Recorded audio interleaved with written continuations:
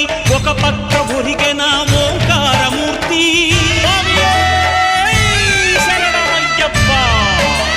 స్వాములందరూ తనకు సాయము కాగా ధీమంతుడై లేచె ఆ కన్య స్వామి.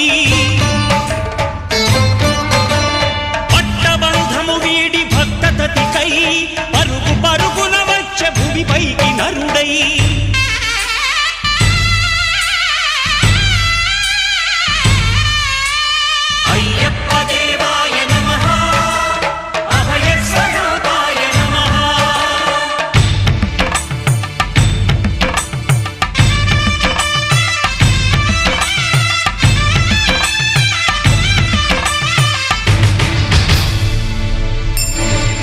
ఘోరకీకారణ్య సంసార యాత్రికుల శరణు ఘోషలు విని రోజు శబరీష